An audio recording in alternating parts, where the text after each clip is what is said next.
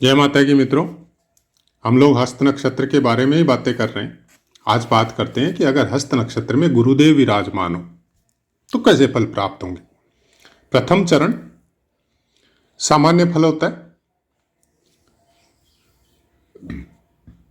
और दूसरा चरण जहाज से संबंधित, पानी से संबंधित या डिफेंस में नौसेना से संबंधित, यह सब चीजों से इंसान को जोड़ता है।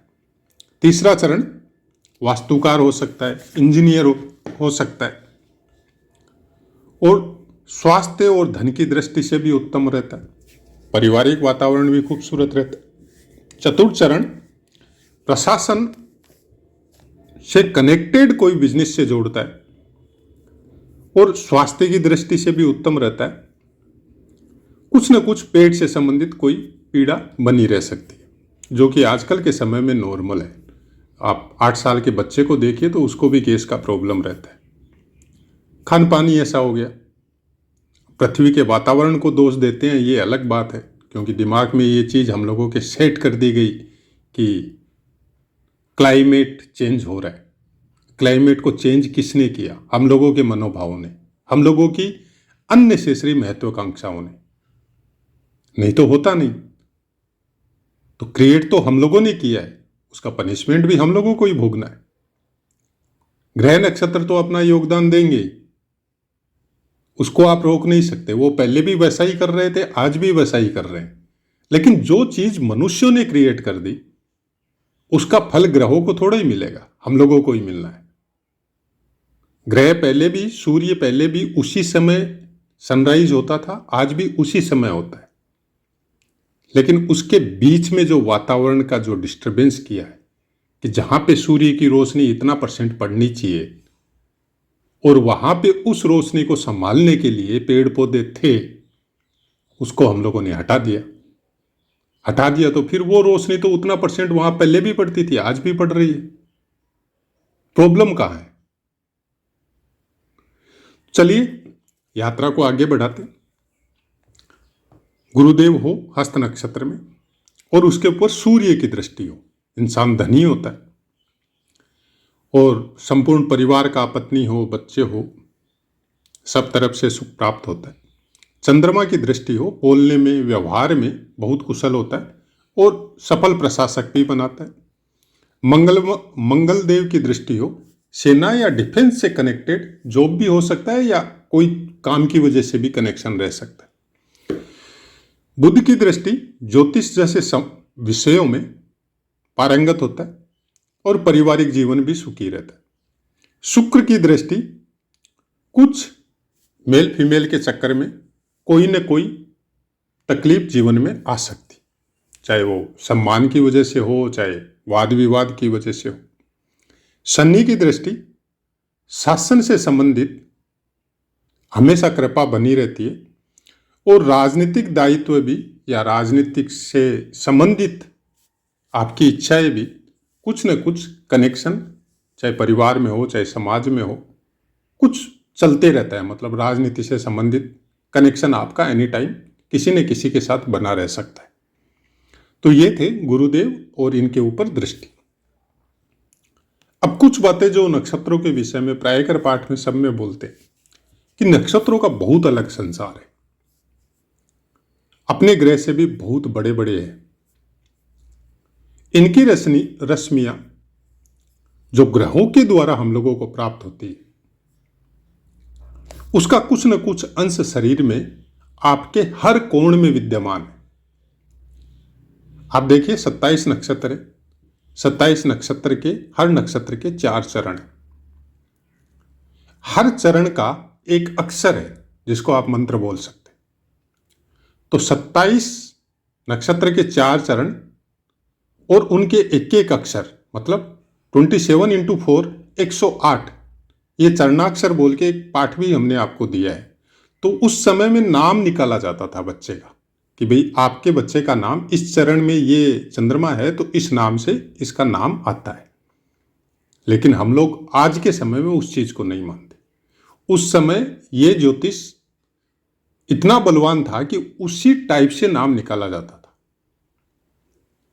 और 100 साल पहले तक तो एकदम एक्यूरेट था कि जो नाम मतलब जन्म पत्री के हिसाब से जो नाम गांव के या दूर दराज के जिस भी पंडित ने या जिस भी ज्योतिषी ने बता दिया उसी अक्षर पे नाम निकलता था। आज उस नाम को सुन के हंसी आती है, लेकिन उसी नाम को जीवन जी के हम लोगों के पूर्वज, चाहे हमारे दादाजी हो चाहे दादाजी के पिताजी हो, उन लोगों की कहानियां आज भी चलती है कि वो ऐसे थे ऐसे थे। हम लोगों की कहानियां नहीं चलती।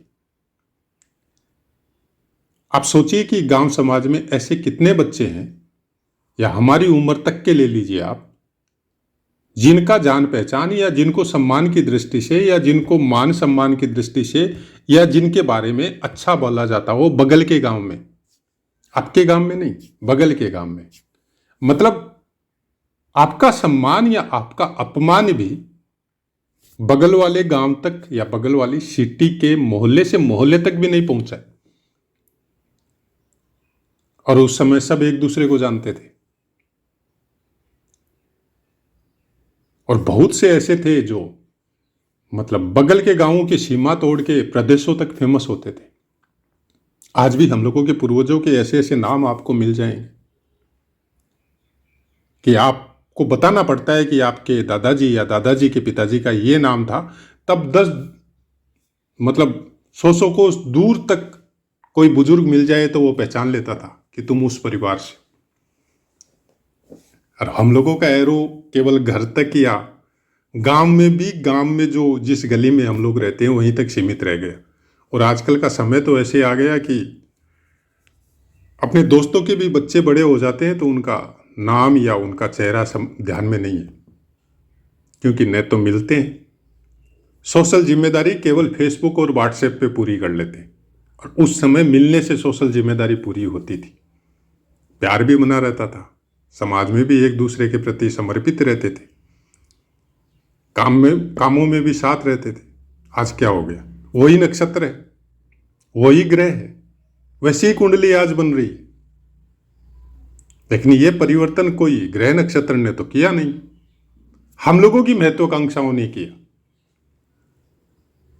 तो अपने आप पे कुछ कंट्रोल रखिए। ग्रह नक्षत्र या चंद्रमा विशेषकर यही बताता है कि अपनी महत्वाकांक्षाओं पे थोड़ा कंट्रोल रखिए और थोड़ा समझाइए जीवन जीने के लिए आपको गलत रास्ता अपनाना जरूरी है या नहीं है। कोई अननेसेसरी डिमांड किसी के द्वारा आपके साथ हो रही है, आप उसको पूरा करने के लिए गलत रास्ते अपना रहे, किस लिए? ग्रह नक्षत्र तो बोलते नहीं है आपको कि आप गलत रास्ते अपनाओ, क्योंकि कर्म तो आपको करना है। हो सकता है प्रारब्ध आपको गलत मिला हो,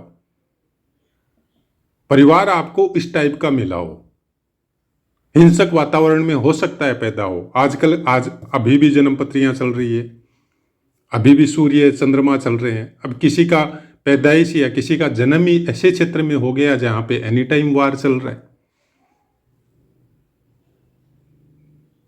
तो उसको तो वातावरण ही हिंसक मिला है। उसको समझाएगा कौन? और वो कहां सोशल मीडिया में ये सब चीज को देखेगा?